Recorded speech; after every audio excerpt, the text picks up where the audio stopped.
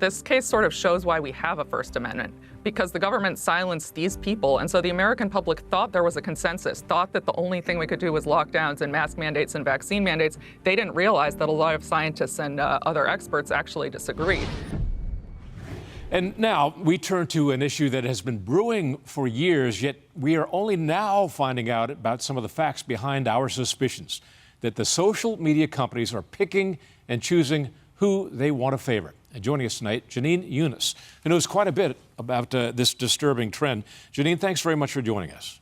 Thank you so much for having me. You are with the new Civil Liberties Alliance, and I'm really happy to say that you seem to be doing the work that the American Civil Liberties Union has apparently given up doing. So thank you for that. But the gist of what we're here to talk about today is a lawsuit that you are a part of, as being filed in Missouri, along with a couple of state attorney generals, against social media companies. What's going on with this suit?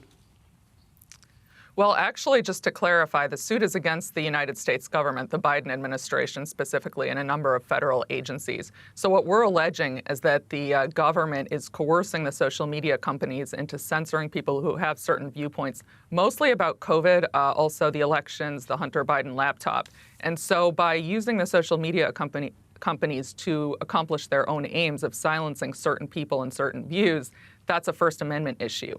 And so the government can be sued on that basis. Right, because the argument that many people have been making in defense of social media companies is that they are private entities. They're not subject to the First Amendment. They can pick and choose who they want to use. But these organizations, it's becoming increasingly clear, serve as sort of a de facto utilities in the same way that a phone company, a public phone company might serve. But it goes well beyond that, because we now know for a fact that the federal government has been pushing these social media companies to silence certain perspectives.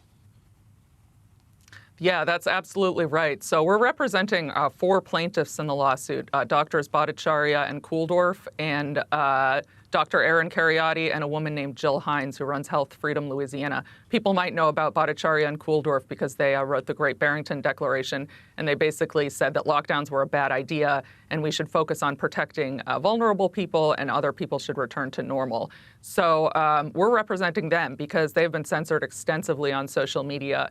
The Great Barrington Declaration itself was censored, and we believe that the U.S. government is behind censorship of them and many other Americans who expressed views that diverged from the administrations on COVID. I'm curious if you've worked in any respect with Alex Berenson, who's been a vaccine skeptic along and was banned from Twitter for expressing his views, which ultimately proved to be true. He filed suit against Twitter.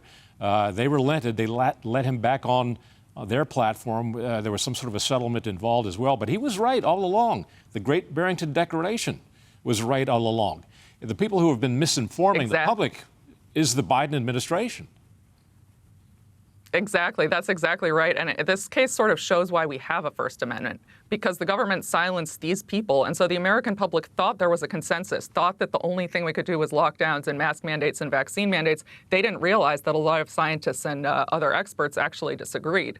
And Alex Berenson, he is a New York Times reporter, so he's not a scientist, but he had done extensive research. He'd read very carefully. He had very, very informed points of view. And he actually has a really strong First Amendment case, in my opinion, because he got discovery in his lawsuit that showed he was actually targeted explicitly by members of the administration, and that Twitter succumbed to pressure and kicked him off. So there are internal emails from Twitter between the employees where they're saying things like, we met with the White House. They had some tough questions about why Alex Berenson's still on Twitter. Mercifully, we had answers. Now, you don't use the word mercifully if you think that you're in a sort of equal partnership of two equals working together. Rather, that shows that Twitter considered itself to be under pressure from the White House.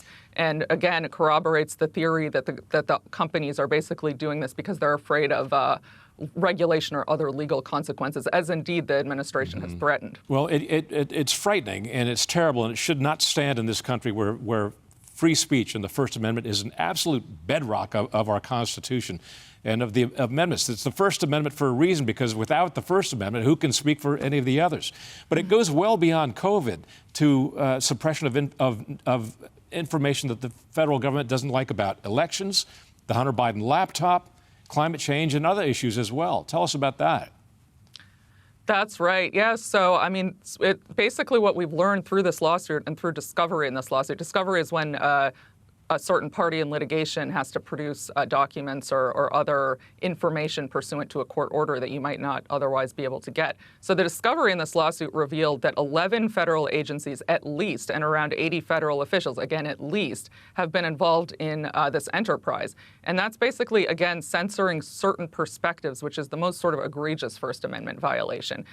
People, for instance, who spread misinformation in the other direction, if they say that children are dying at higher rates from Omicron than adults, which someone named Eric Feigelding, who's considered a COVID expert, has said they're not censored. In fact, they're usually amplified by Twitter. So what's going on is one side, and one side only, is getting censored, which it's really quite egregious. Fox News reported earlier this year, I'm quoting, the top donors from Google, which owns YouTube, pushed 94% of their total 2022 political contributions to Democrats, as did 99% of Twitter employee donations, records show. Is there a link between campaign donations and their desire to censor the opposition? That's a good question, and it sort of goes to this point about whether the companies want to be doing this. So I believe that what the government is going to say is that the companies actually want to do this. They're all Democrats, as those donations show. They want to accomplish the same aims. They want to help the Biden administration accomplish those aims, and they can do that. First of all, I reject that from a First Amendment perspective. I think that when the companies are basically acting as government actors and doing the government's bidding, whether or not they want to, that should be considered a First Amendment violation. This has to be viewed against the backdrop of all the coercion, all the threats that we've seen, and the emails and other communications showing that these tech companies are really operating under duress. True. Jenin Younes, this is so fascinating, and we've barely scratched the surface of it all. Thanks so much. I hope you'll come back sometime.